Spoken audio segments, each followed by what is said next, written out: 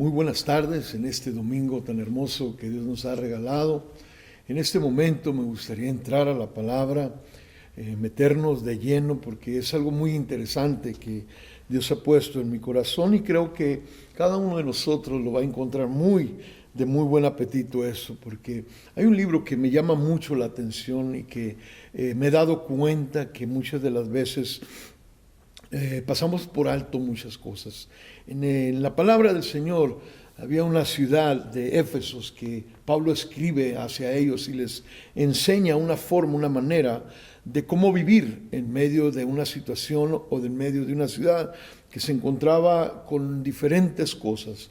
Y en eso quiero enfocarme en esta tarde. El libro de Éfesos es un libro que creo que es ricamente, está en su jugo, su grandeza, porque no nomás habla de teología, pero sí habla de cosas de lo que Dios quiere hacer en uno. Y me atrevo a decir esto, que por muchos años hay personas que no se han enfocado en lo que viene siendo su palabra de Éfesos, porque hay cosas bien interesantes que nos pueden ayudar. ¿Por qué?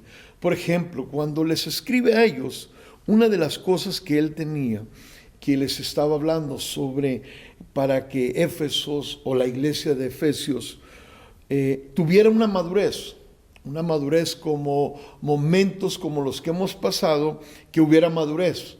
Y me atrevo a decir que hay personas que hoy en día pasamos por alto estos 6 capítulos que han sido de gran bendición para muchos otros que se han tomado su tiempo para estudiarlo y sacar lo mejor de todo esto. Otra de las cosas que cuando entendemos la madurez podemos lograr entender que ya tenemos una disciplina en Cristo Jesús. Y es lo que lo hace más interesante. ¿Por qué? Porque podemos caminar en su palabra y en lo que dice el Señor a través de su palabra para nuestras vidas. Y por eso me atrevo a decir que muchos de nosotros ahorita necesitamos esas disciplinas. Él quería llevarle a cabo a este grupo de esta ciudad de Éfesos a través de esta carta. Quería que ellos se fortalecieran en las cosas del Señor. Quería que ellos establecieran firmemente sus raíces, una profundidad muy adentro y llevarlos con una intimidad en Cristo Jesús. Porque cuando se lleva una intimidad con Cristo Jesús, créemelo que la vida en sí todo cambia alrededor. Ves las cosas y las perspectivas de otra manera. Cuando esa disciplina se lleva a cabo y estás buscando de lo que Pablo escribió, nos podemos dar cuenta que no nomás nos da esa disciplina, sino equipa a aquella persona con algo bien hermoso. Y no importa la situación. ¿Por qué? Porque tienes un balance, tanto cómo vivir en el mundo, pero también cómo vivir en Cristo Jesús.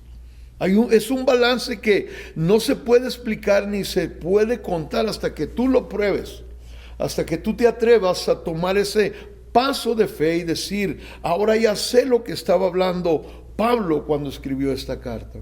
Y eso es lo que lo hace interesante. ¿Por qué? Porque no nomás estaba tratando de decirle a un pueblo que estaba en un momento caótico, un momento donde estaba una metropolitan que estaba creciendo, donde había muchas situaciones, pero les daba su posición como hijos de Dios. Cuando él escribe todo esto, era para que ellos se entendieran que sí se puede vivir en Cristo Jesús en medio de la tempestad.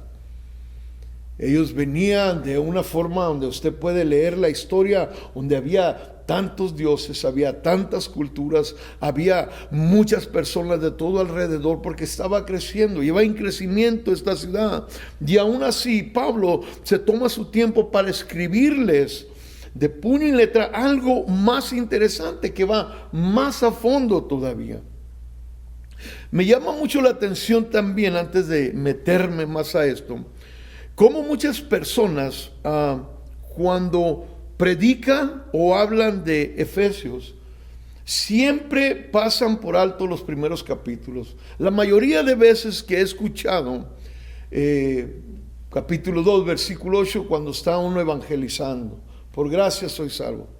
Pero muchas de las veces, aún en iglesias, predican, fíjate bien, y pon mucha atención, del capítulo 6.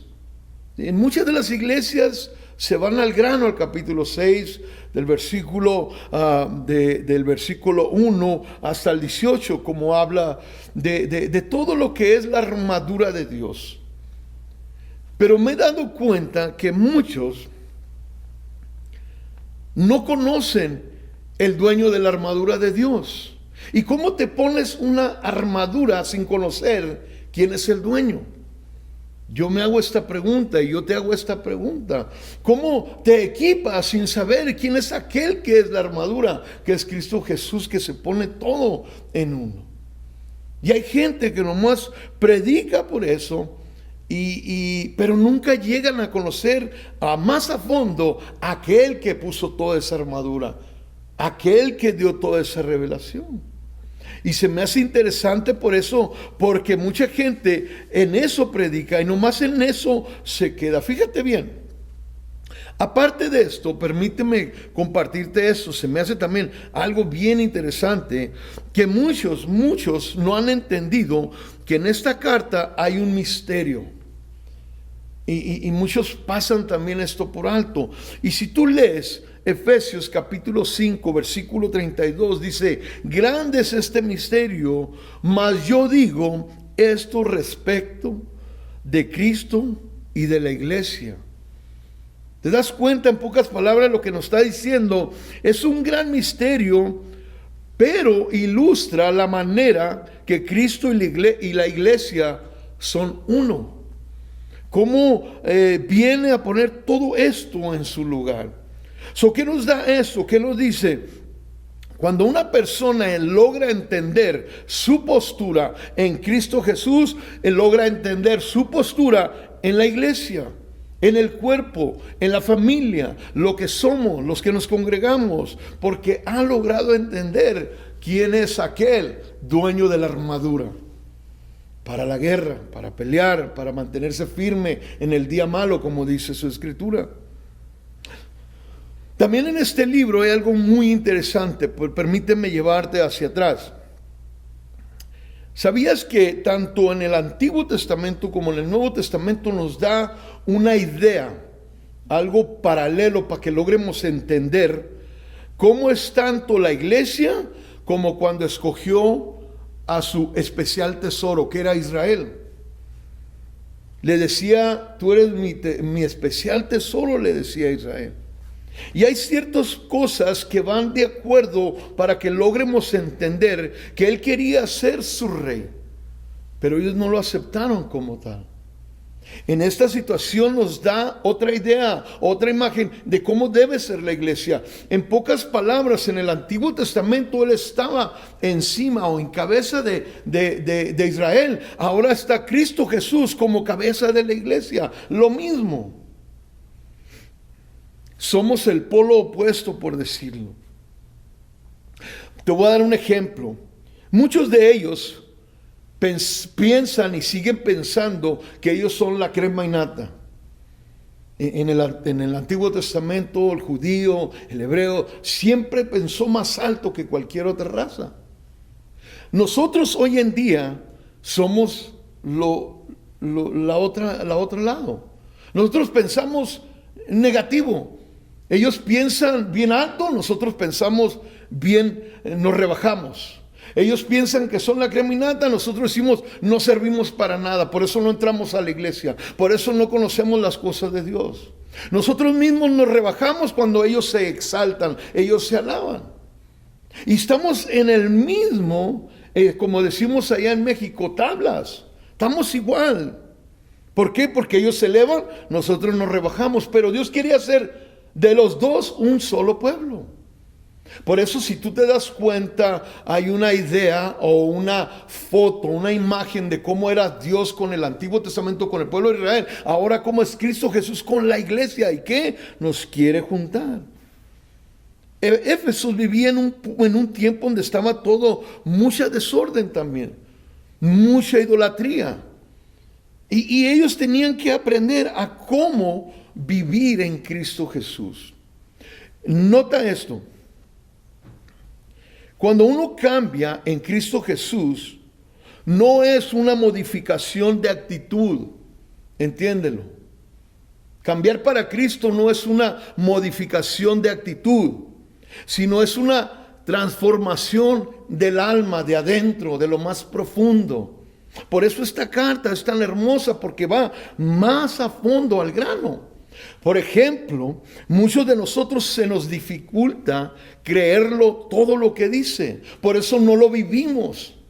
Y esta carta, de lo que se trata, es una carta que tiene muchas riquezas. ¿Por qué? Porque está dividido, por decirlo, en tres partes. Primero nos introduce a quién. ¿Quién era Dios en el principio? ¿Cómo hace todo lo que hizo, lo que ha hecho y lo que está por venir? Eso es algo que en esta carta nos enseña. Parte de su teología, ¿quién es? Segundo, nos enseña también los principios respecto a nuestra existencia, lo que vamos a pasar. Como en el capítulo 6, las luchas que tenemos diarias. Nos enseña claramente este libro.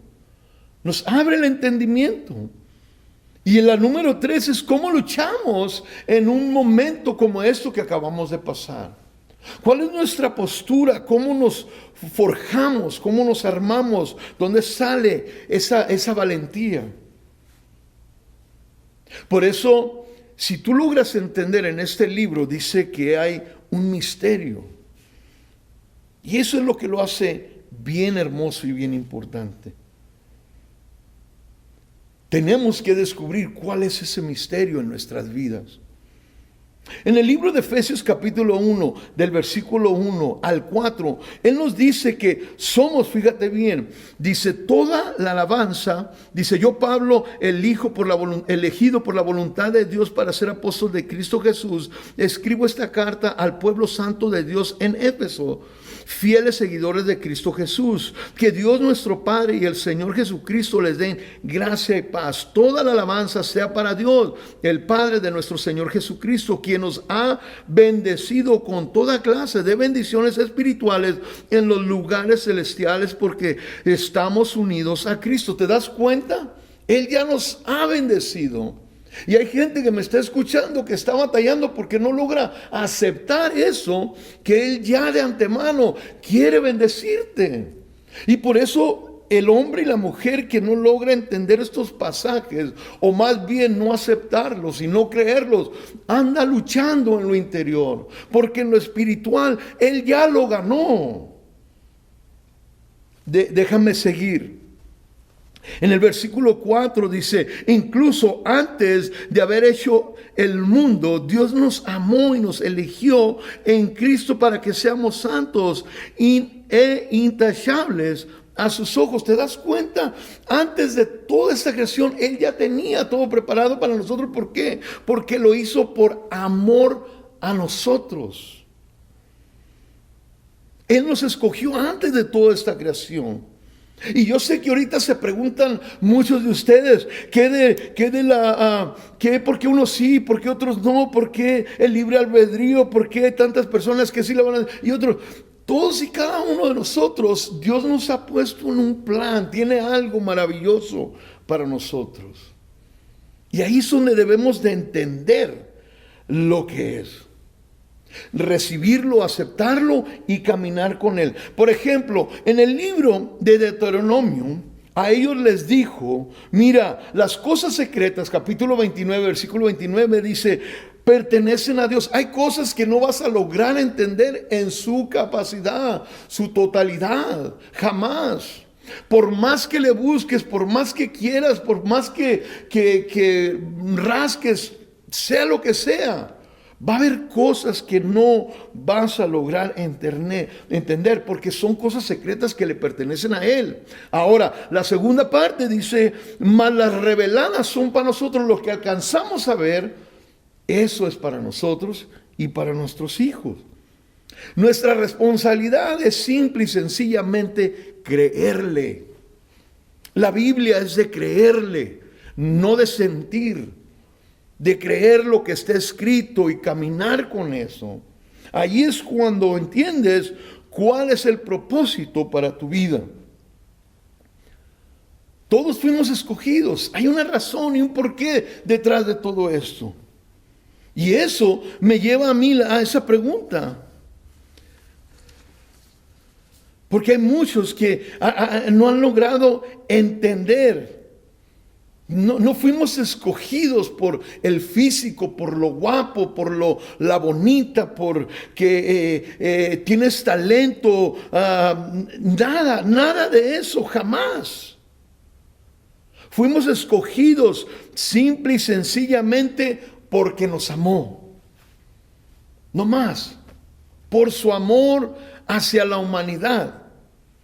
En Deuteronomio capítulo 7, ahí donde está, si lo tienes ahí, Deuteronomio capítulo 7, versículos 7 y 8 dice, no somos más que los otros pueblos, ¿sí? Israel se creía más alto o más que todos los demás. Ellos tenían su concepto de que eran los únicos y que ellos iban a ser nomás para siempre ellos. Sus mentes estaban acá arriba. Pero si cuando tú lees estos versículos le dice, no somos más que los otros pueblos. Él nos escogió porque éramos los más insignificantes. No eran más altos, eran lo menos. Cuando escogió al pueblo de Israel, era lo insignificante, no tenía nada.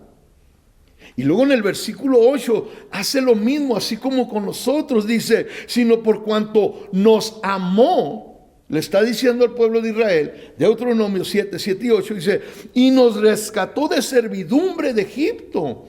¿Entiendes? No es por lo físico, no es por lo guapo, no es por tu talento, no es por tus dones, no es por lo que tú sabes. Simple y sencillamente porque te ama, porque me ama, no más. Él nos amó antes de todo esto, entiéndelo. Antes que tus padres y tu madre pensaban en tenerte, Él ya nos amaba, entiéndelo. Cuando logras entender eso, entonces vas a lograr entender cuál es el amor, el secreto de Él para contigo. Y vivir una vida para con Él.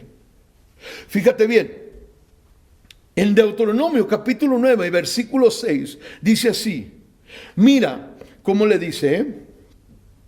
No porque eres bueno ni porque eres esto, sino que le dice, eres duro de servir.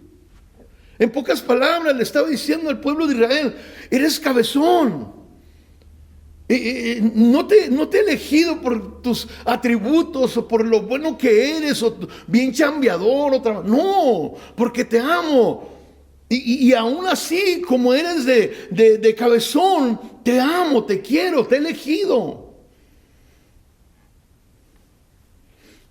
Él no nos agarra por lo que somos, ni el talento, ni sabiduría, jamás. Fíjate bien, si vas conmigo a Efesios capítulo 1, versículo 5, dice así, en amor, habiéndonos predestinado para ser adoptados hijos suyos por medio de Jesucristo según el puro afecto de su voluntad. No más por el afecto de su voluntad, escríbelo, subráyalo. Por eso te ha escogido, por eso te ama. No, hermana, porque estás muy carita o muy bonita, o hermano, porque estás muy calote. No, por su voluntad Él te escogió, Él te eligió y Él te ha sacado de servidumbre. El pueblo de Israel siempre él se sintió como la última Coca-Cola en el desierto. Cuando viene en el Nuevo Testamento a nosotros nos rebajamos. Ellos se elevan, nosotros nos bajamos. Ellos piensan alto de sí mismos, nosotros pensamos lo peor de nosotros mismos. Nosotros decimos, no soy digno, no puedo entrar, ¿por qué voy a la iglesia? Nadie me ama, no me va a perdonar. Si Él supiera todo lo malo que he hecho, si Él entendiera cómo soy, con quién fui, con quién me revolqué, lo que me robé, a cuántos amé, todas esas cosas, Él ya lo sabe. Entiéndelo. Te voy a dar una explicación. Él te ama tanto que Él quiere que tú sientas la victoria, que disfrutes, que celebres con Él. Cuando yo era joven o más chavito, recuerdo en mi barrio, había un joven, un poquito más adulto que todos los adolescentes. Me acuerdo cuando salíamos a jugar, este chavo era tan talentoso en todos los deportes, sea béisbol, sea básquetbol, sea fútbol, soccer, sea voleibol, sea lo que sea. En todo el deporte que tú lo pusieras, él siempre sobresalía. Llegó a ser boxeador profesional en la nacional, agarró cinturones y todo eso. Pero había algo que me llamaba la atención de él, fíjate. Había adolescentes que no sabían jugar, como yo. Y él tenía la costumbre, cuando se juntaban todos aquellos que decían, no, es que yo sé, yo quiero estar contigo. Él siempre escogía a los peores, a los que no servían para nada. Ahí estaba yo. A los que no jugaban bien, ahí estaba yo. Y este chavo, este joven, él solo se llevaba la bola prácticamente, siempre ganaba uno con él.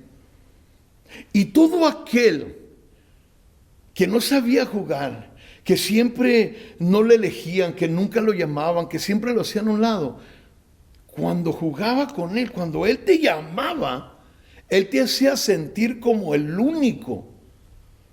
Él te levantaba tus ánimos, aunque no supieras jugar, él te hacía sentir como que eras alguien especial. Así es esta carta, así como ese joven en aquel entonces. Así es Dios con nosotros. Él nos ha elegido, no sabemos jugar bien en la vida, pero Él nos enseña cómo llevarla a través de su Hijo amado.